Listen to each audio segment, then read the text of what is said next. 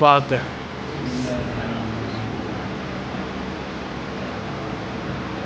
اعوذ باللہ من الشیطان الرجیم. بسم اللہ الرحمن الرحیم.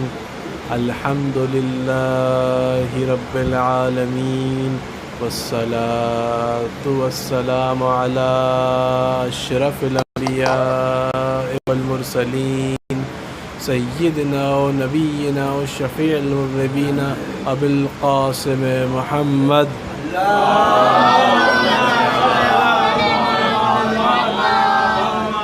وعلى أهل بيته الطيبين الطاهرين المعصومين.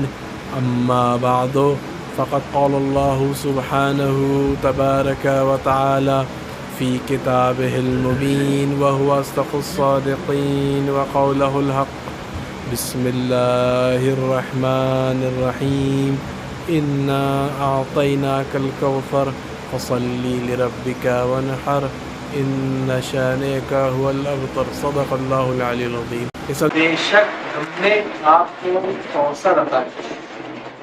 اپنے حبیب سے اللہ کہہ رہا ہے کہ ہم نے آپ کو کوثر عطا کیا. اب آپ نمازیں پڑھیے اور قربانی دیجیے. یقیناً آپ کا دشمن ہی نہ سکونی گا. یقیناً آپ کا دشمن نہ سکونی گا. یہ سورہ اس زمانے میں نازل ہو رہا ہے کہ جب رسول اپنے بیٹے کو دفنا کر واپس آ گئے. ان کے دو بیٹے تھے، دونوں کا انتقال ہو گیا اور ان کو دفنا کر وہ واپس آ رہے ہیں. وہ دشمن جو ہے رسول کے وہ ان کو تانے دے رہے ہیں کہ اب رسول معاذ اللہ ابتر ہو گئے ہیں. اب ان کی نسل اس کے بعد آگے نہیں چلے گی. رسول معاذ اللہ ابتر ہو گئے، وہ معاذ اللہ نسل بریدہ ہو گئے ہیں اور رسول کے بعد ان کا دین بھی ختم ہو جائے گا. اس طریقے سے رسول جب گزرتے تھے تو ان کے پاس کھڑے دشمن ان کو تانے کے دیا کرتے. اور رسول تو رحمت للعالمین ہے، لہٰذا انہوں نے کبھی خدا نے عالم کی ذات سے شکوہ نہیں کیا کہ لوگ مجھے تانے دے رہے ہیں، مگر اللہ تو دلوں کا حال جانتا ہے. اللہ دلوں کا حال جانتا ہے کہ رسول کو، میرے حبیب کو رنج ہوا، تکلیف ہوئی ہے کہ لوگ انہیں تانے دے رہے ہیں، تو لہٰذا ان کے دل کی تسکین کے لیے، تسلی کے لیے یہ سورہ نازل ہوتا ہے کہ جس میں خداوند عالم ارشاد فرما رہا ہے کہ بے شک ہم نے آپ کو کوثر عطا کیا اور آپ نہیں، آپ کے دشمن نصیب ہوئیدہ، آپ نہیں، آپ کے دشمن نصیب ہوئیدہ ہے۔ اسی طریقے سے اگر آپ اس سورے پہ غور کیجیے، سورے پہ اگر آپ غور کریں گے، اس سورے کے جو کلمات ہیں وہ کلمات اور جو ترکیبات سورے میں استعمال ہوئے ہیں، پورے قرآن میں کہیں بھی اس طریقے سے ترکیبات دوسروں کی استعمال ہی نہیں ہوئی ہے جو اس سورے کوثر میں استعمال ہوئی ہے۔ یہاں تک کہ لفظ کوثر بھی دوبارہ کبھی استعمال نہیں ہوا، لفظ کوثر بھی دوبارہ استعمال نہیں ہوا، اگر استعمال ہوا ہے تو اسی سورے میں استعمال ہوا ہے، اسی سورے میں استعمال ہو رہا ہے۔ اور یہ سورہ اپنے آپ میں منفرد ہے اور یونیک ہے، یہ سورہ اپنے آپ میں یونیک ہے، اس کے جیسا کوئی اور سورہ موجود نہیں قرآن۔ اور قرآن ہی ایسی کتاب ہے کہ جس کا کوئی جواب نہیں اور اس کے جیسی کوئی کتاب نہیں، اور پھر قرآن میں یہ سورہ ایسا ہے کہ اس کے جیسا کوئی دوسرا سورہ نہیں، اس کے جیسا بھی کوئی دوسرا سورہ نہیں، اور ہونا بھی ایسا ہی چاہیے کہ جن کی شان میں یہ سورہ نازل ہوا ہے، جن کی شان میں یہ سورہ آسمان زمین سے اترا ہے، وہ زندگی کی بھی کوئی دوسری مثال نہیں ہے، اور ان کا بھی کوئی ثانی نہیں ہے، ان کا بھی کوئی ثانی نہیں ہے۔ ایک ایک کر کے آپ جتنا درد کرتا چلوں کہ کوثر کے کئی معنی بیان ہوتے ہیں، کوثر کے کئی معنی بیان ہوتے ہیں، کوثر کا یہ بھی مطلب ہے، کوثر کا یہ بھی مطلب ہے، تمام معنی بیان ہوتے ہیں۔ اور مفسرین نے یہ فرمایا ہے کہ قرآن کی یہ خاصیت ہے کہ وہ ایک زمانے میں قید نہیں رہتا، اس کے آیات ہیں اگر ہر زمانے میں پڑھی جائے گی اس زمانے کے حساب سے اس میں ہدایت پائی جائے گی، اس زمانے کے حساب سے اس میں ہدایت پائی جائے گی۔ اسی طریقے سے لفظ کوثر کے بارے میں بھی الگ الگ کہانی کہی جاتی ہے، اور یہ ضروری نہیں کہ ایک ہی چیز صحیح ہو اور بقیہ تمام چیزیں غلط ہوں، کیونکہ لفظ کوثر اس کے معنی جو لغت میں ملتے ہیں وہ خیر کثیر کے ملتے ہیں، خیر کثیر کے ملتے ہیں یعنی بہت زیادہ خیر، لہٰذا اس میں بہت سی چیزیں آگے شامل ہو جاتی ہیں۔ تو علماء نے یہ فرمایا کہ کوثر کا ایک مطلب یہ بھی ہو سکتا ہے کہ کوثر سے مراد حوض کوثر ہے، کوثر سے مراد حوض کوثر ہے۔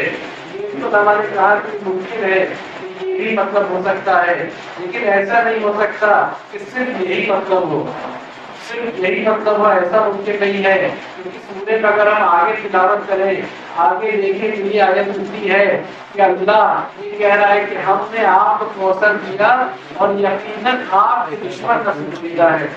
تو کوثر سے اور دشمنوں کا نصیب بریدہ ہونے سے تو خاص تعلق نظر نہیں آ رہا ہے، لہٰذا یہ بھی معنی ہو سکتا ہے لیکن یہ بہت اچھا معنی سامنے نظر نہیں آ رہا ہے، لہٰذا اس طریقے سے اور بھی معنی دیکھیں۔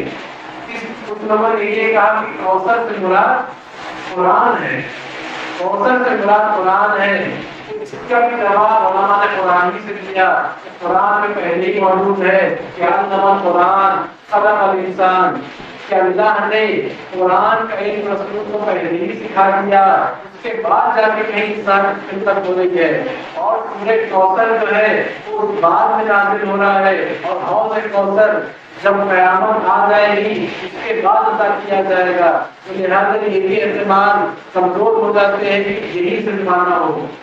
ایک اور معنی اس کا مولانا مودودی جو بڑے اہل سنت کے عالم ہیں اور تمام شیعہ لوگ یہی کہتے ہیں کہ ایک معنی اس کا یہ بھی ہے، ثابت ہے کہ کوثر سے مراد کثرت نسل ہے، کوثر سے مراد کثرت نسل ہے۔ آج آپ دیکھ لیجیے دنیا میں سادات دنیا کے ہر خطے میں موجود ہیں، سادات ہر دنیا کے خطے میں موجود ہے، یہاں تک ان کا یہ مرتبہ ہے سادات کا کہ جو سید نہیں بھی ہوتے وہ اپنے آپ کو سید کہا کرتے ہیں، وہ بھی اپنے کو سید کہتے ہیں اور اپنے آپ کو رسول سے منسوب کرتے ہیں کہ ہمارا بھی مرتبہ معاشرے میں بلند ہو جائے، لیکن جو رسول کے دشمن ہیں جن کو اللہ نے نسل جدیدہ قرار دے دیا، ان کی نسل کو منقطع کر دیا، آج اگر کسی اولادیں موجود بھی ہو تو وہ خود کر نہیں کہے گی کیا وہ شہر کی اولاد ہے، ہم علی وغیرہ کی اولاد ہے یا فلانے کی اولاد ہے، آج کوئی خود کر نہیں کہے گا۔ یہ رسول کو مرتبہ ہے، جو سید نہیں بھی ہے وہ بھی اپنے آپ کو رسول سے جوڑتا ہے۔ صلی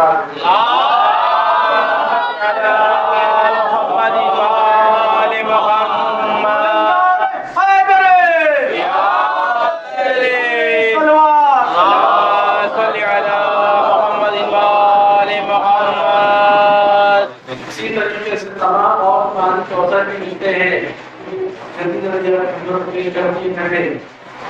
کوثر سے مراد ایک معنی اور بیان کرنا چاہیے کہ کوثر سے مراد یہ بھی کہا جاتا ہے کہ کوثر سے مراد امت ہے رسول اللہ کی، جس زمانے میں وہ آئے جو امت ان کو ملی وہ مراد ہے کوثر۔ تو ہم نے آپ کو کوثر عطا کیا۔ یہاں کے اوپر اس آیت میں اگر آپ غور کریں تو خداوند اعظم فخر کر رہا ہے کہ بے شک ہم نے آپ کو کوثر عطا کیا، ہم نے آپ کو کوثر عطا کیا۔ خداوند اعظم ناز کر رہا ہے، فخر کر رہا ہے کہ ہم نے آپ کو کوثر عطا کیا ہے۔ اب اللہ نے رسول کو کتنی نعمتیں دی ہیں، تمام کائنات انہی کی وجہ سے خدمت میں آئی ہے، یہاں تک کہ مولا علی جیسا مشکل کشا بھی رسول کو عنایت فرمایا کہ جو ان کے ہاتھوں میں بلند ہو کے کبھی توریت کی تلاوت کر رہے ہیں، کبھی انجیل کی تلاوت کر رہے ہیں، کبھی زبیر الجنود کی تلاوت کر رہے ہیں، اور ایسی تلاوت کر رہے ہیں کہ جن انبیاء کے اوپر یہ کتابیں نازل ہوئی تھی ان سے بہتر تلاوت کر رہے ہیں، ایسا علی عطا کیا۔ مگر کبھی اللہ نے فخر نہیں کیا کہ بے شک ہم نے آپ کو علی عطا کیا، بے شک ہم نے آپ کو یہ کائنات عطا کی۔ کبھی اللہ نے فخریہ نہیں کہا کہ ہم نے آپ کو تمام عطا کی۔ یہاں کے اوپر فخریہ اللہ کہہ رہا ہے کہ ہم نے آپ کو کوثر عطا کیا، تو یقیناً بہت بلند چیز ہوگی، بہت بلند مرتبہ چیز ہوگی، بہت ایسی چیز ہوگی پہلے رسول عطا نہیں کی گئی، اور اس کا مرتبہ تمام چیزیں جو عطا ہو چکی ہے ان سب سے بلند ہو گئے اس چیز کا۔ لہٰذا جب یہ کہا جا رہا ہے کہ کوثر سے مراد امت ہے کہ جو رسول کو کے زمانے میں ملی، یہ تو معنی کچھ خاص سمجھ میں نہیں آ رہی، کیونکہ امت کی ایسی کوئی خاص رسول کو نہیں ملی جو فخر کیا جائے کہ ہمیں ایسی امت ملی، ایسی امت ملی، بلکہ ایسے لوگ تھے کہ جو رسول کی جانے کے بعد انہی کے ہاتھ رسول کی ظلم کر رہے تھے، انہی کے ہاتھ کے اوپر ظلم کر رہے تھے۔ یہ تو کوئی ایسی بات ہے نہیں کہ امت میں فخریہ بیان کیا ہے، لہٰذا اس کا بہت حقیقت ہے۔ امت میں فخر ہے کہ ہمیں ایسا رسول ملا کہ جو رحمت للعالمین ہے، جو رحمت للعالمین ہے، اس پہ فخر ہے امت کو۔ رسول کو فخر نہیں ہے کہ انہیں ایسی امت ملی، لہٰذا رسول کو اللہ نے ایسی چیز عطا کی ہے کہ جس پہ خداوند عالم کو خود ناز ہے اپنی عطا کے اوپر کہ ہم نے آپ کو کوثر عطا کیا۔ ایسی بلند مرتبہ چیز ہوگی کہ جو اللہ نے رسول کو عطا کی ہے۔ صلی اللہ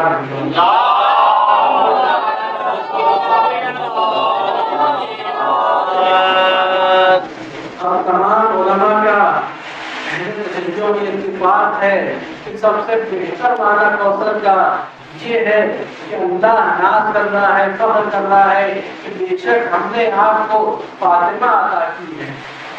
یہی ایسی شخصیت ہے کہ جن کے اوپر فخر کیا جا سکتا ہے، جو اللہ نے ایسی عطا چیز کی ہے کہ جو کبھی پہلے نہیں کی، اور جن کا مرتبہ تمام جتنی عطائیں ہیں ان سب سے بلند مرتبہ، ان سب سے بلند مرتبہ ہے، اور ایسی چیز عطا کی ہے، ایسی شخصیت عطا کی ہے کہ جس سے یہ بات سچ ہو جاتی ہے کہ آپ نہیں، آپ کے دشمن نسل مل رہا ہے۔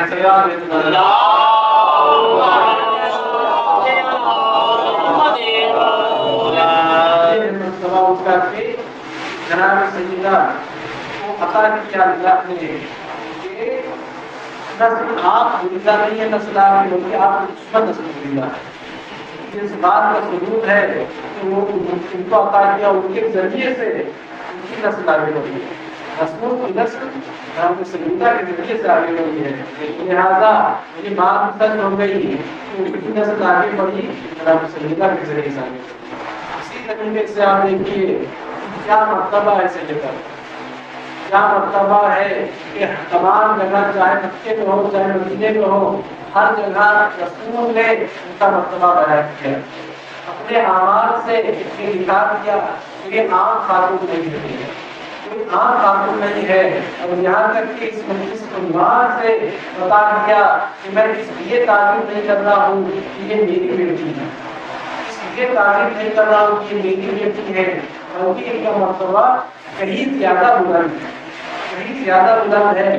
رسول کی سنت تھی کہ جب وہ مکے میں ہوتے تھے، مکے میں ہوتے تھے اور کہیں سفر میں جاتے تھے، وہ آخر میں حجر اسود کا بوسہ لیتے اور اس کے بعد کسی سے ملاقات نہ کرتے، اور جب سفر سے واپس آتے مکے تو سب سے پہلے حجر اسود کا بوسہ لیتے، اس کے بعد کسی سے ملاقات کرتے، اور جب مدینے میں تشریف رکھتے تھے تو جب سفر میں نکلتے تھے اس سے پہلے آخری ملاقات جناب فاطمہ سے کیا کرتے تھے۔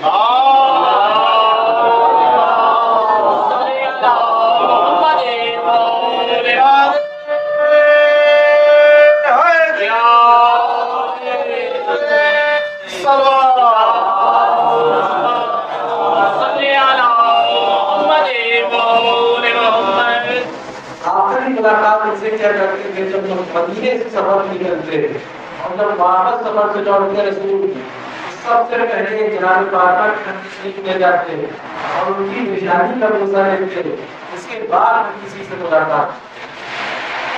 اتنی جگہ آپ کو ملے گا کہ رسول جب وہ تشریف لاتے تھے جناب سے ملا تو کے کھڑے ہو جاتے تھے اور ان کی تعریف کرتے تھے، ان کے ہاتھوں کا بوسہ لیتے تھے، اس کے بعد ان کو اپنی جگہ پر بٹھاتے تھے، ان کو اپنی جگہ پر بٹھاتے تھے۔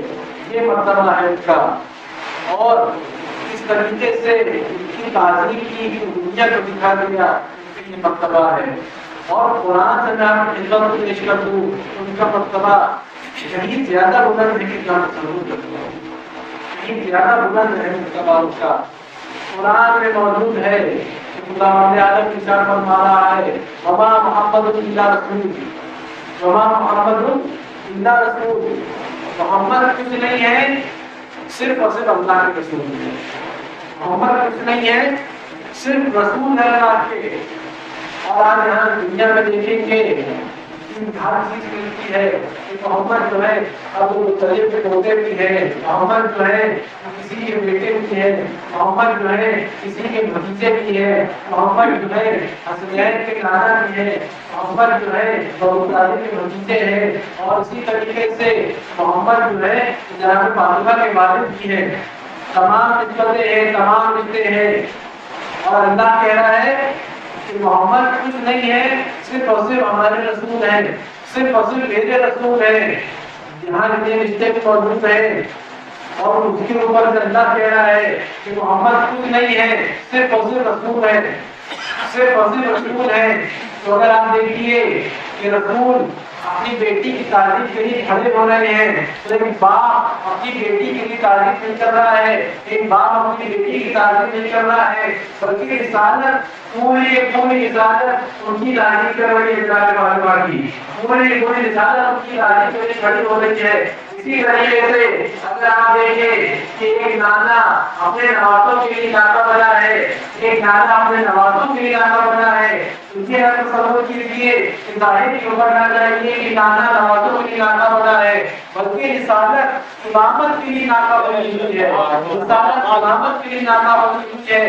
اسی طریقے سے اگر آپ تاریخ میں دیکھیے کہ اگر رسول اپنی زوجہ سے ناراض ہے، زوجہ سے خفا ہے، تو ایک شوہر اپنی بیوی سے خفا نہیں ہے، ایک شوہر اپنی بیوی سے خفا نہیں ہے، بلکہ پوری کی پوری رسالت اس مرحوم سے خفا ہے، اس عورت سے خفا ہے۔ اسی طریقے سے اگر آپ دیکھیں کہ ایک بھائی نے دوسرے بھائی کو ہاتھوں میں ظلم کیا ہوا ہے، ایک بھائی نے دوسرے بھائی کو ظلم کیا ہے، بھائی نے بھائی کو ظلم نہیں کیا ہے، بلکہ رسالت نے ولایت کو اپنے ہاتھوں میں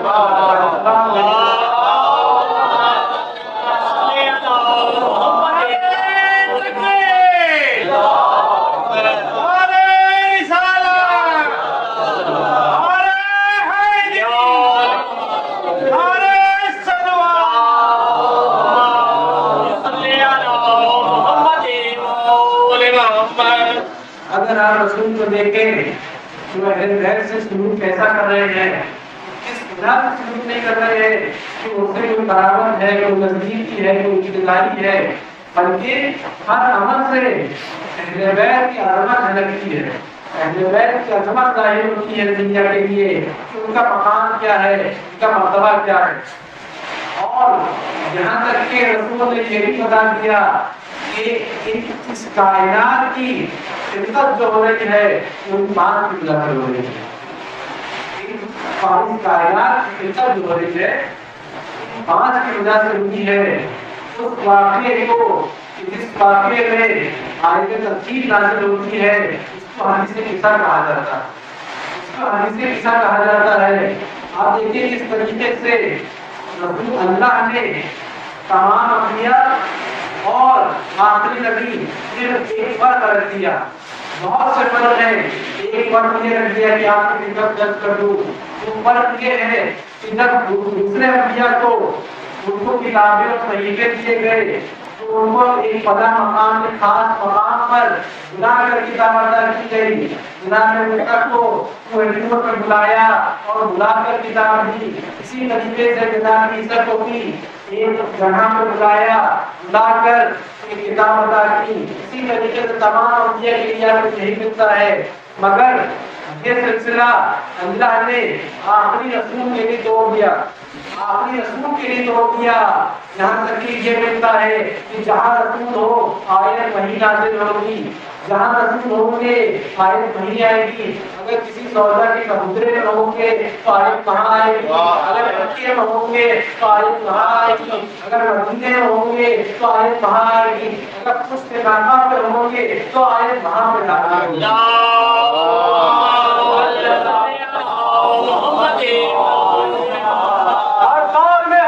تو پیارے ہیں محمد، اکثر در زہرا پہ جبریل نے سوچا پیغام کسے تم کے سارے ہیں محمد۔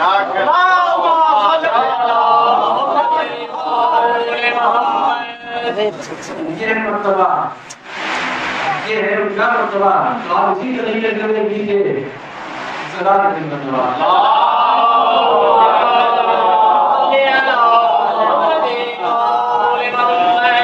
اللہ نے اس طریقے سے ایک جگہ میں آگے آخری رسول کے لیے ایک طریقہ توڑ دیا، اور جہاں پہ رسول تشریف فرما ہوں گے آیت نہیں آئے گی، تمام قرآن کے لیے یہی طریقہ رہا، مگر بس ایک آیت کے لیے یہ اللہ نے طریقہ توڑ دیا اور رسول سے یہ کہہ دیا کہ اگر آپ کو یہ آیت چاہیے تو آپ کو جناب محمد میں تشریف لے جانا ہوگا۔ کون سی آیت آ رہی ہے؟ آیت تفصیل نازل ہونے جا رہی ہے کہ جس میں یہ پنجتن چادر یمنی کے نیچے جمع ہوتے ہیں۔ جلدی جلدی کرتا چلوں، حدیث قصہ میں آپ نے یہ ملتا ہے کہ جب پانچوں اس چادر کے نیچے جمع ہو گئے، اس چادر کے نیچے جمع ہو گئے، عظمت دیکھیے اہل بیت کی، جب پانچوں چادر کے نیچے جمع ہو گئے تو رسول نے اپنا سیدھا ہاتھ کھڑا کیا، بلند کر کے یہ کہا کہ اے پروردگار، یہ ہے میرے اہل بیت، یہ ہے میرے اہل بیت، ان کا خون میرا خون ہے، ان کا گوشت میرا گوشت ہے، اور اگر کوئی ان کو اذیت دے تو اس نے مجھے اذیت دی، اور اگر کوئی ان کو خوش کرے تو اس نے مجھے خوش کیا۔ جب رسول کہہ چکے تو پھر اللہ نے کہا اور اللہ نے حدیث قصہ میں کہا، پورے قرآن نہیں ملتا، پورے قرآن میں نہیں ملتا. ایسی قسم کھائی تو پورے قرآن میں کہیں نہیں ملتی. اللہ نے قسم کھائی عزتی و جلالی، اپنی عزت کی قسم کھائی، اپنی جلال کی قسم کھائی. پورے قرآن میں آپ دیکھ لیجیے کہیں بھی یہ قسم آپ کو نہیں ملے گی. زمین کی قسم ملے گی، پورے زمانے کی قسم ملے گی، صبح کے وقت کی قسم ملے گی. یہ قسم آپ کو کہیں نہیں ملے گی پورے قرآن میں. حدیث قصہ میں اللہ نے قسم کھائی کہ مجھے میری عزت کی اور مجھے میرے جلال کی قسم کہ میں نے یہ کائنات خلق نہیں کی، میں نے یہ کائنات خلق نہیں کی. پہلے یہ فرمایا کہ اے آسمان میں رہنے والوں اور اے ملائکہ، انی ما خلقت السماء مبنیہ ولا الارض مبنیہ ولا قمر منیرا ولا فلک یدور ولا بحر یجری ولا ملک یسری الا فی محبت هؤلاء الخمسة الذین هم تحت النساء.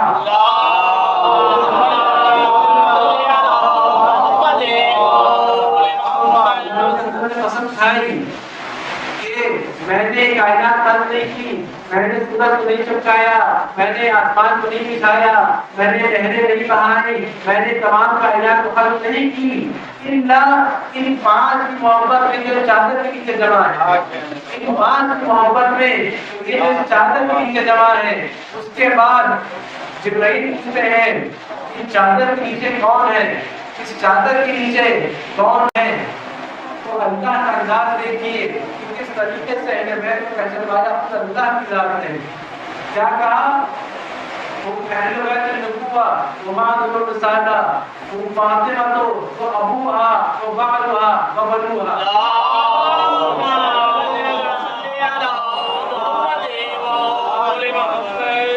یعنی جناب فاطمہ کے ذریعے سے خدا رب عالم اہل بیت کی شناسائی کر رہا ہے، پوری کائنات میں پہچان رہا ہے. یہ ہے مرتبہ ان کا، یہ ہے مرتبہ اہل بیت کا. اور اس میں عرض کر دیا کہ کائنات کی غرض یہ پانچ ہے. سورج چمکایا اہل بیت کے لیے، چاند کو آسمان میں رکھا اہل بیت کے لیے، یہ زمین بچھائی اہل بیت کے لیے، یہ آسمان اہل بیت کے لیے خلق ہوا. تو آپ اس دنیا میں ظاہری طور پہ دیکھیں تو اب یہ پانچ ہمارے بیچ موجود نہیں. اب یہ بیچ ہمارے بیچ یہ اہل بیت ظاہراً موجود نہیں ہے. ہمیں آپ کو ظاہراً نظر نہیں آئیں گے. تو غرض اس کائنات کا یہ پانچ ہے. تو اللہ نے یہ آسمان لپیٹا کیوں نہیں، یہ زمین ختم کیوں نہیں کرتی؟ ظاہر ہر چیز کا غرض ہوتا ہے، اور اگر غرض ختم ہو جائے تو چیز کی ختم ہو جائے کرتی ہے. یہ مائک ہے، یہ مجلس فرش اعضاء کے لیے ہے، یہ فرش اعضاء اسی ہے، یہ مجلس کے لیے. اسی طریقے سے کیمرہ آیا ہے، آپ کو سب یہاں تشریف لائے ہیں، یہ مجلس کے لیے آئے ہیں. یہ غم حسین کے لیے آئے ہیں کہ یہاں پہ مجلس میں انعقاد ہوا ہے. یہ لائٹیں اسی لیے لگی ہیں. تو جب یہ مجلس ختم ہو جائے گی تو یہ مائک ہٹا دیا جائے گا، یہ کیمرہ بھی ہٹا دیا جائے گا، اور یہ لائٹیں بھی ہٹا دی جائیں گی. کیونکہ غرض ختم ہو گیا، جو مقصد تھا وہ پورا ہو گیا. اب تمام چیزیں ختم ہو جائیں گی. تو لہٰذا اہل بیت اس کائنات کا غرض ہے. اس کائنات کا غرض یہ پانچ جو چادر کے نیچے جمع ہے. تو اب ظاہری طور پر یہ پانچ ہمارے سامنے تو نہیں ہے، ظاہری طور پر ہمیں دکھائی نہیں دے رہے ہیں. تو یہ کائنات ختم کیوں نہیں ہوئی، یہ کائنات ختم کیوں نہیں ہوئی، یہ آسمان ختم کیوں نہیں ہوا، یہ پوری کائنات بچی بھی کیوں ہے؟ تو لہٰذا ہمیں ماننا پڑے گا کہ یہ پانچ اگر موجود نہیں ہے تو یہ پانچ جیسا کوئی نہ کوئی ابھی موجود ہے.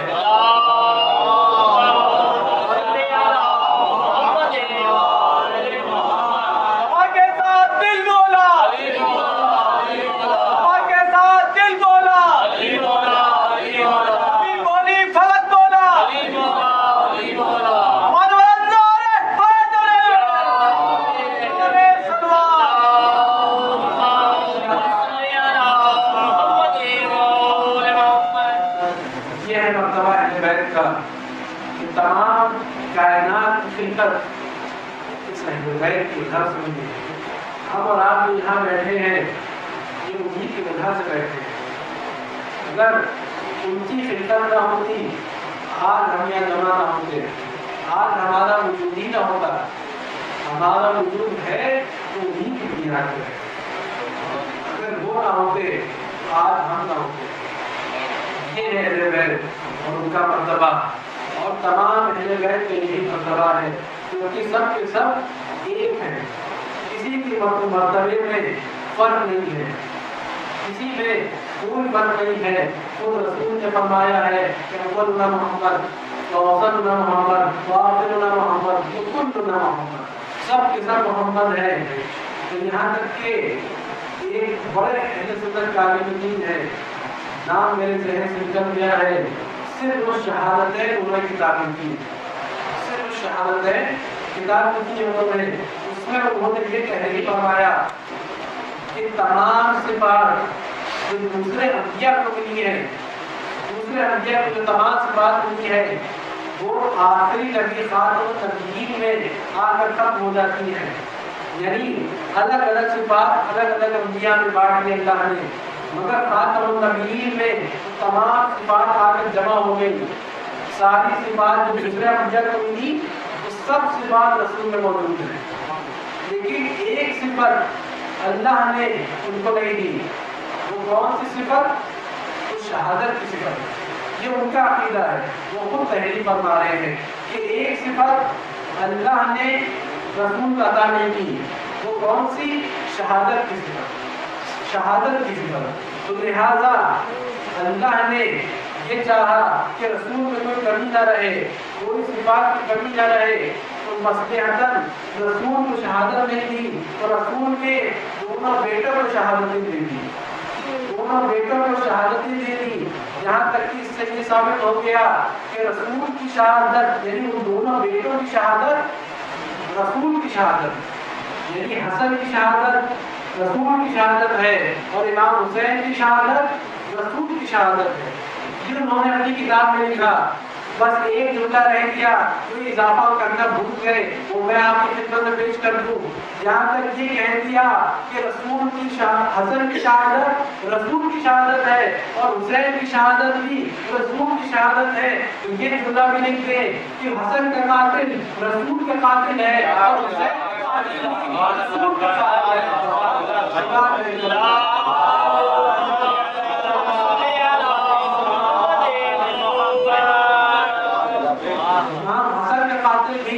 رسول کا قاتل ہوا، اور امام حسین کا قاتل بھی رسول کا قاتل ہوا۔ یہاں تک کہ احادیث آپ کو مل جائے گی کہ جناب ابو ہریرہ نے فرمایا کہ انہوں نے کتاب میں حدیث یہ لکھی، یہ حدیث نقل کی ہے کہ رسول فرما رہے ہیں کہ یہ میرے دو نواسے ہیں، یہ میرے دو نواسے ہیں، اور میں محمد میرا سر سے لے کے کمر تک کا حصہ حسن ہے، حسن سے مشابہ، اور میرا کمر سے لے کے کندھے تک کا حصہ حسین سے مشابہ، حسین سے مشابہ۔ یہ حدیث نہیں تھی، اور اس حدیث کے مد نظر ہم کو یہ ماننا پڑے گا کہ سر سے لے کے کمر تک حسن، تو لہذا اگر حسن صلح کرتے ہوئے نظر آ رہے ہیں، حسن صلح کرتے نظر آ رہے ہیں، تو یہ حسن نے صلح نہیں کی ہے، رسول نے صلح کی ہے، رسول نے صلح کی ہے۔ اور اسی طریقے سے کمر سے لے کر کندھوں تک حسین، کمر سے لے کر کندھوں تک کا رسول کا جسم حسین سے مشابہ ہے۔ تو یہاں پہ اگر آپ دیکھیں کہ حسین کربلا کو تشریف لے جا رہے ہیں، تو حسین نہیں جا رہے ہیں، خود رسول کربلا تشریف لے جا رہے ہیں، تو کربلا رسول تشریف لے جا رہے ہیں۔ اور کیا مرتبہ ہے امام حسن کا، کیونکہ انہی کے متعلق آج مناسبت سے آپ کی خدمت میں کچھ فضائل عرض کرتا ضرور، کچھ فضائل کی مناسبت کم آتی ہے، اور فضائل بھی کم بیان ہوتے ہیں مولا سے۔ مولا حسن کے فضائل اتنے ہیں کہ ہم اور آپ بیان کرنے چلے تو پھر تمام نہ ہوں گے، کبھی ختم نہ ہوں گے۔ ایسے فضائل ہیں جس خاندان میں سبھی حسین ہو، کوئی خاندان ہوتا ہے کہ جہاں سب ایسے ہی ہو، ایک حسین ہو جائے کہ تمام القاب اسی کو دے دیے جاتے ہیں، تمام القاب اسی کو دے دیے جاتے ہیں۔ مگر یہ ایسا خاندان ہے، یہ ایک ایسا خاندان ہے جہاں سبھی حسین ہیں، سبھی حسین ہیں، ان میں ان کا نام ہے حسن، ان کا نام حسن اور ان کے بھائی آتے ہیں جن کا نام اسی لفظ سے ہے اور ان کا نام رکھا حسین. ایک حسن ہے اور ایک حسین ہے, دونوں کا نام حسن سے ہے, دونوں کا نام حسن سے ہے. جس خاندان میں سبھی حسین ہو یہ کتنے حسین ہوں گے. اسی طریقے سے جس خاندان میں سبھی سخی ہو, جس خاندان میں سبھی کریم ہو, وہ خود کریم اہل بیت کہلائے تو کتنے کریم ہوں گے, کتنی عطا کیا کرتے ہوں, کیا مرتبہ ہوگا ان کا. ایک واقعہ ملتا ہے کہ مسجد میں ایک مسافر آیا اور نماز کے بعد مولا علی کے پاس بیٹھا. مولا علی نے نماز کے بعد سوکھی روٹی نکالی اور موت فرمانا شروع کر دی. وہ مسافر بھی آیا اور اجازت کی کہ میں آپ کے پاس بیٹھ کر کھانا نوش فرما لوں. مولا نے کہا آؤ بسم اللہ. وہ آیا, مولا کے ساتھ روٹی کھانے کی کوشش کی, مگر سوکھی روٹی مولا کے علاوہ کوئی کھا نہیں سکتا زندگی. مولا کے علاوہ کوئی نوش نہیں فرما سکتا. تو وہ بھی ہاتھ جوڑ کے کھڑا ہو گیا, کہنے لگا کہ میں یہ روٹی نہیں کھا سکتا. تو پوچھا کہ کہیں اور کھانا مل سکتا ہے. تو مولا نے فرمایا قریب ایک گھر ہے, وہاں چلے جاؤ, وہاں تم کو کھانا مل رہا ہے. تو وہ شخص اس گھر میں تشریف لے جاتے ہیں اور وہاں عام دسترخوان ہے, وہاں تشریف لے گئے, کھانا کھانا شروع کر دیا. کھانا خود بھی کھاتے ہیں اور کنارے کی کنارے بچا کے رکھ بھی لیتے ہیں. وہ گھر کس کا ہے؟ وہ امام حسن کا ہے, وہ امام حسن کا گھر ہے. امام حسن دیکھتے ہیں کہ وہ ایک کھانا کھاتا ہے, ایک عبادت کھایا اور ایک عبادت کنارے اس کو بچا کے رکھ لیا.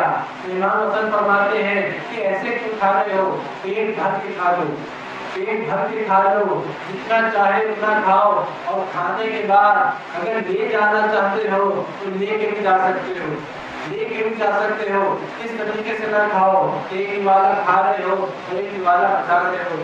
تو وہ شخص کہتا ہے کہ میں اس شخص کے لیے بتا رہا ہوں کہ جو مسجد میں سوکھی روٹی کھا رہا ہے. یہ جملہ سننا تھا. امام حسن نے کہا کہ تم ایسا نہ کرو, تم یہ نہ کرو, وہ بہت زاہد ہے, وہ زہد کی بنیاد کے اوپر اس کی روٹی کھاتے ہیں, اور یہ دسترخوان جو ہے انہی کا دسترخوان ہے, وہ انہی کا دسترخوان ہے, وہ زہد کی بنیاد پر سوکھی روٹی کھاتے ہیں. اب سن کا واقعہ میں آپ کی خدمت میں پیش کر دوں, اس سے امام کی عظمت اور ان کی جلالت ظاہر ہوگی. امام حسن صلح کے موقع پر شرطیں کون رکھتا ہے؟ شرطیں وہ رکھتا ہے کہ جو جیتا ہوا ہوتا ہے. جو جیتا ہوا ہوتا ہے وہی شرطیں ڈکٹیٹ کرتا ہے, ہارا ہوا شرطیں ڈکٹیٹ نہیں کرتا, ہارا ہوا شرطیں بیان نہیں کرتا. امام نے شرطیں بیان کرنا شروع کی. چند شرطیں آپ کی خدمت میں پیش کر دوں. پہلی شرط یہ رکھی کہ عمل ہوگا اس کے بعد قرآن کے اوپر سنت کے اوپر عمل ہوگا. آج کے بعد جو حاکم ہوگا تو قرآن کے اوپر عمل کرے گا, سنت کے اوپر عمل کرے گا. یہ لکھوا لیا اور تسلیم کرا لیا. کاغذ آیا تھا امام حسن کے پاس کہ اس پہ آپ جو بھی تحریر کرتے شرطے ہم اس کو مان لیں گے. کاغذ خود سے آیا. ایک وہ زمانہ تھا کہ جب رسول نے کاغذ مانگا اور منع کر دیا گیا, اور آج وہ دن آیا کہ خود سامنے سے مجبور ہو کر کاغذ اور قلم پیش کرنا پڑ رہا ہے. اور یہ مان لیا رسول نے, امام حسن نے لکھ دیا کہ قرآن اور حدیث کے اوپر عمل کرنا ہوگا آج سے. تو لہٰذا اس کے لیے ثابت ہو گیا کہ پہلے نہ قرآن پہ عمل ہو رہا تھا نہ سنت پہ عمل ہو رہا تھا, نہ قرآن پہ عمل ہو رہا تھا نہ سنت پہ عمل ہو رہا تھا. یہ لکھوا کے تعین کروا لی کہ اس نے قبول کیا کہ آج کے بعد میں قرآن پہ عمل کروں گا اور سنت پہ عمل کروں گا. اسی طریقے سے دوسری شرط یہ لکھی کہ آج کے بعد سے ممبروں سے سب وجیدہ ختم کیا جائے گا. سب وجیدہ میں مولا علی کے لیے کیا جاتا تھا ممبروں سے, تو ختم ہوگا. اس بات کی تائید کرا دینا بھی اس چیز کا ثبوت ہے کہ پہلے ممبروں سے مولا کو برا بھلا کہا جاتا ہے، مولا کو برا بھلا کہا جاتا رہا ہے۔ یہ کیسے مسلمان ہیں؟ مسلمان تو بس دو ہی طریقے کے ہیں، ایک جو مولا علی کو پہلا مانتے ہیں اور دوسرے جو مولا علی کو چوتھا مانتے ہیں۔ دونوں کے دونوں مولا علی کی تعظیم کرتے ہیں، مولا علی کی عزت کرتے ہیں، مولا علی کو کرم اللہ وجہہ کہتے ہیں۔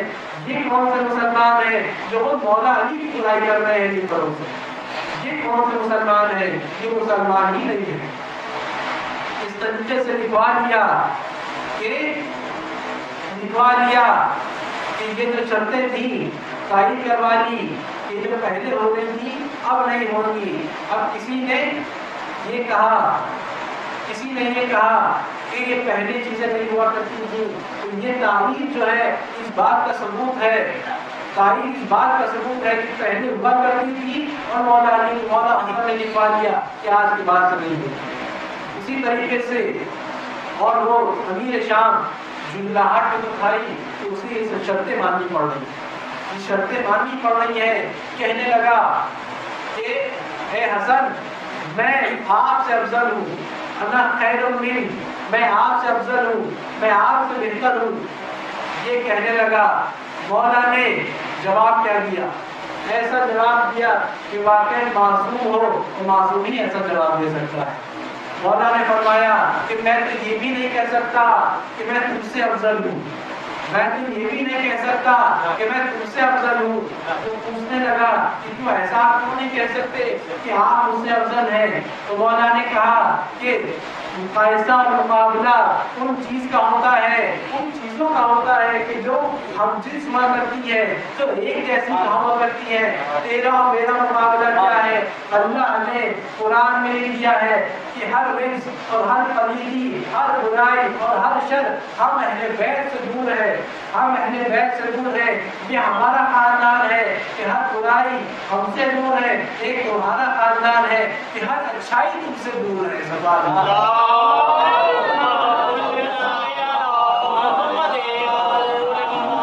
پیار جس سے کرو اس کے چلن کو دیکھو، پیار جس سے کرو اس کے چلن کو دیکھو، پھول مقصود نظر ہو تو چمن کو دیکھو، دیکھنا چاہتے ہو اللہ کے نبی کا بچپن، آؤ آگوش محمد میں حسن کو دیکھو۔ نعرہ حیدر، نعرہ سلوان،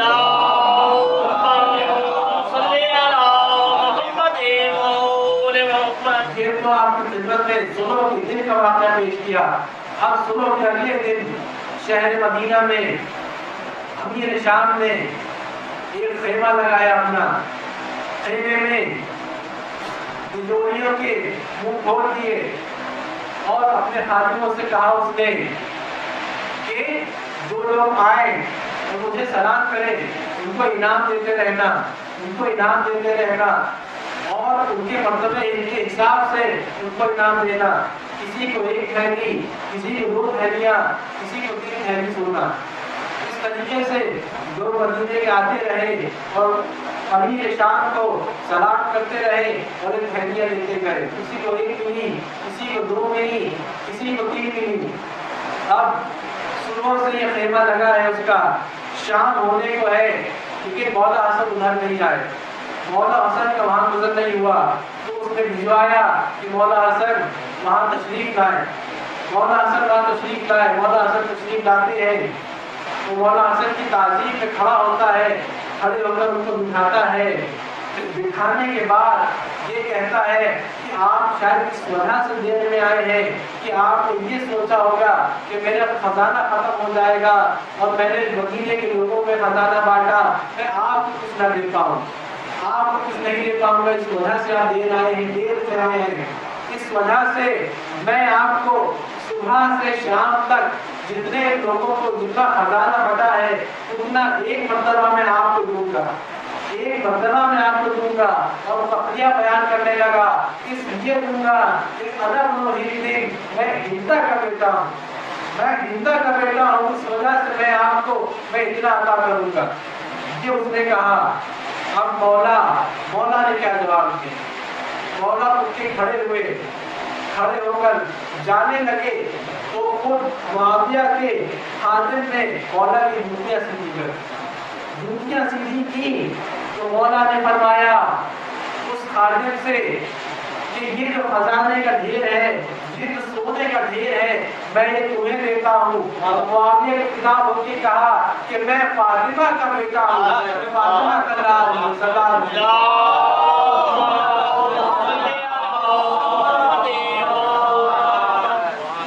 کیا امام حسن سے لوگ مقابلہ کریں گے؟ مقابلہ ہے ہی نہیں۔ ان کا کیا، ان سے ان کے آس پاس لوگ ہیں، ان سے بھی کسی کا مقابلہ نہیں ہے۔ اسی کے مطابق دلیل کے طور پر ایک واقعہ میں بہت پیش کر دوں کہ ایک کنیز ہے، ایک بہت بڑی صحابی ہے اسماء بنت اویس، وہ اور ان کے شوہر جلیل قدر صحابی، ان میں آپس میں مفاخرہ ہو رہا ہے، یعنی فخر کیا جا رہا ہے کہ میں آپ سے افضل اور آپ مجھ سے افضل نہیں ہیں۔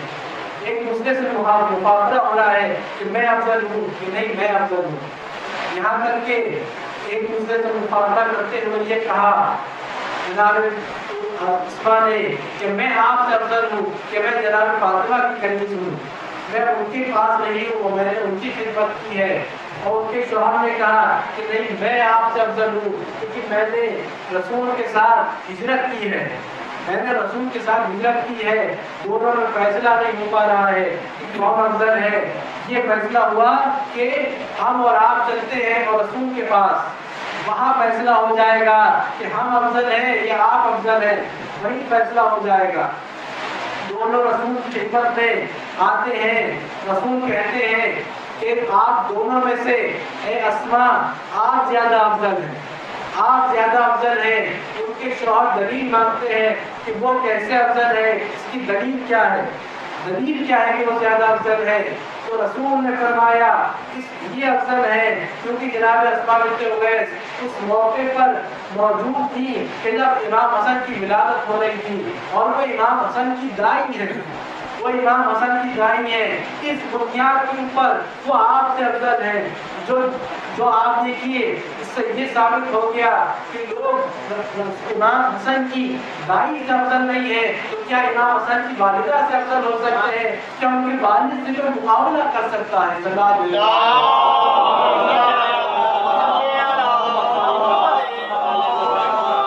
ان سے کوئی مقابلہ نہیں ہے۔ جو بھی ان کے سامنے آیا وہ واصل جہنم ہو گیا، جہنم کی طرف بھیج دیا گیا، اس لیے کہ جنت کے جوانوں کے سردار ہیں، جنت کے جوانوں کے سردار ہیں، لیکن لوگوں نے ان کی قدر نہیں کی، لوگوں نے ان کی قدر نہیں کی۔ آج مناسبت سے امام حسن کے مسائل آپ کی طرف پیش کر دیتے ہیں۔ یہ امام حسن وہ ہیں کہ اتنے مضبوط ہیں، کہ واحد ایسے امام ہیں کہ جن کا جنازہ گھر سے نکلا ہے مگر واپس گھر کو واپس آ گیا، واپس گھر کو واپس آ گیا ہے۔ آزاداروں یہ ایسا جنازہ ہے کہ جس کے اوپر تیر برسائے جاتے ہیں، اس کے اوپر تیر برسائے جاتے ہیں۔ نجف کے ایک بہت بڑے عالم دین گزرے ہیں کہ جو مجلس پڑھتے تھے، فضائل کم پڑھتے تھے، مسائل مولا کے زیادہ بیان کرتے تھے، مسائل زیادہ بیان فرماتے تھے۔ ایک مرتبہ امام حسن ان کے خواب میں تشریف لاتے ہیں، ان کے خواب میں تشریف لاتے ہیں اور فرماتے ہیں اے ذاکر تو میری مصیبت بیان نہیں کرتا ہے، تو میرے اوپر سب سے سخت مسائل گزرے اس کو بیان نہیں کرتا ہے۔ تو وہ کہتا ہے کہ اے مولا میں تو آپ کے سب سے مسائل بیان کرتا ہوں، جو آپ کے اوپر سب مسائل بیتے میں آپ کے رونے والوں کی خدمت میں سب بیان کرتا ہوں۔ کہنے لگا ایک ایک کر کے میں یہ بھی بیان کرتا ہوں کہ آپ واحد ایسے امام ہیں کہ جن کا جنازہ گھر سے نکلا لیکن واپس گھر کو آ گیا۔ کیا کوئی جنازہ ایسا بھی ہے تو گھر واپس لوٹ کے آتا ہے؟ تو مولا نے کہا یہ میرا سب مسائل نہیں ہے۔ پھر ذاکر نے کہا کہ میں یہ بھی پڑھتا ہوں کہ آپ کا جنازہ واحد ایسا جنازہ ہے کہ جس کے اوپر تیر برسائے گئے، جس کے اوپر تیر برسائے گئے. کیا کوئی ایسا بھی جنازہ ہے کہ جس کے اوپر تیر برسائے گئے ہیں؟ تو مولا نے یہ بھی بتایا کہ یہ بھی میرے ساتھ مسائل نہیں ہے. ایک ایک کر کے اور مسائل بیان کرتا گیا کہ آپ واحد ایسے امام ہے جن کے کلیجہ اور منہ تو آ کر ٹرسٹ میں آ کے جمع ہو گیا. کیا کوئی ایسا امام بھی ہے کہ جس کا کلیجہ ٹرسٹ میں آ کر جمع ہو گیا؟ مولا نے یہ فرمایا کہ یہ بھی سب سے سب مصیبت نہیں ہے کہ جو میرے اوپر آئی ہے. تو وہ جا کے کہنے لگا کہ اے مولا آپ خود بتا دیجیے کون سی ایسی مصیبت ہے جو آپ کے اوپر سب سے سخت آپ کے اوپر سب سے سخت گزری.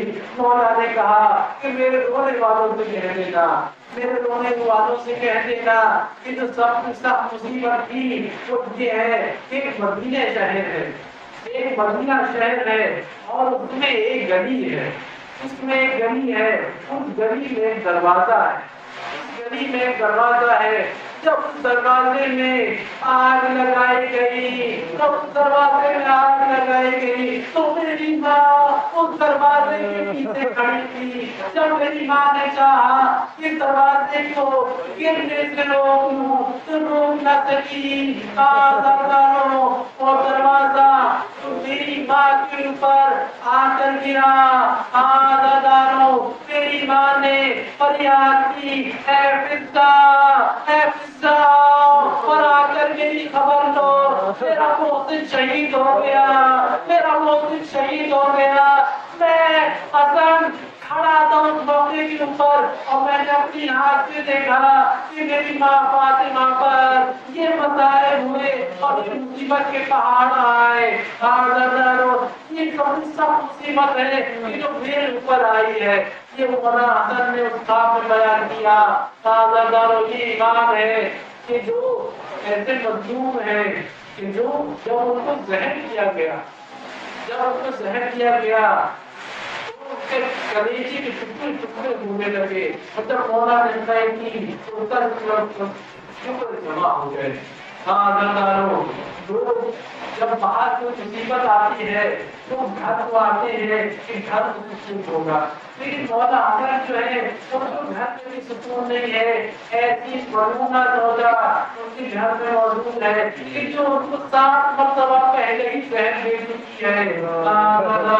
ایسی مرمونہ، لیکن مولا بھی کریم ہے، ایسے ہی کریم ہے کہ جب اس مرمونہ نے کہا کہ مجھے شرم آ رہی ہے، مجھے شرم آ رہی ہے کہ ابھی آپ کی بہنیں یہاں آئیں گی اور جب تم پتہ چلے گا کہ میں نے آپ کو زہر دیا ہے تو مجھے شرم آئی ہے، میں کیسے سامنا کروں گی. مولا نے فرمایا کہ پچھلے دروازے سے جا کر نکل جاؤ اور ایک بات یاد رکھنا کہ تم نے مجھے زہر تو دے دیا ہے مگر تم اس مرحوم سے شادی نہیں کر پاؤ گی. اس شادی کو منع کر دے گا اور جو پیسہ تمہیں ملے گا وہ تمہارے علاج میں صرف ہو جائے گا اور تم سے میری ماں فاطمہ الگ سے حساب لے گی. اب تمام گھر والے امام حسن کے ان کے جمع ہو جاتے ہیں اور مولا حسن سے مولا حسین کہتے ہیں کہ یہ قرض جو ہے خون کا کلیجے کا قرض اس کو چکا دو.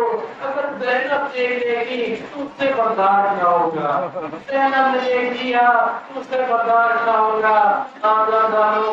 ایک کر کے وصیت کرتے ہیں کہ وصیت کرنے کے بعد ایک مرتبہ یہ جنازہ گھر سے باہر نکلتا ہے. جب وہ باہر نکلتا ہے ایک طرف امام حسین ہے اور ایک طرف بھائی تینوں کی بارش ہوتی ہے.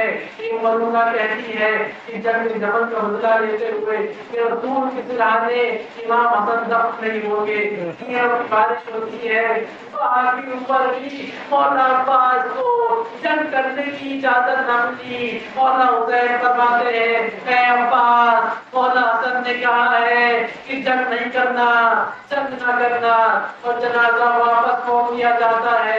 واپس آتا ہے گھر تو بہن زینب کیا دیکھتی ہے کہ جنازہ واپس تو آ رہا ہے اور اس میں 3 چھلنی ہے، تینوں سے پورا جنازہ چھلنی ہے. ایک بھائی کہ جس کا جنازہ تینوں سے چھٹی ہے، اور دوسرا بھائی کہ جس کا جنازہ تو تینوں پر معذب ہے۔ سیعلم الذین ظلموا أَيُّ منقلب میرے بھائیان گزارش ہے جناب حسین یا حسین اور میرے دعا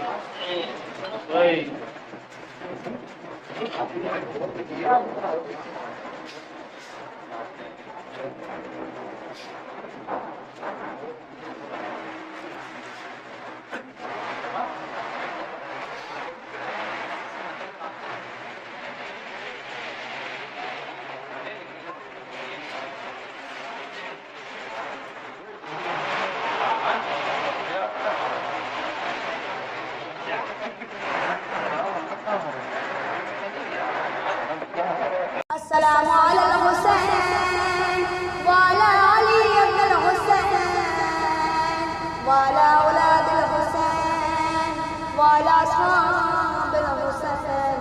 السلام عليكم ورحمة الله وبركاته.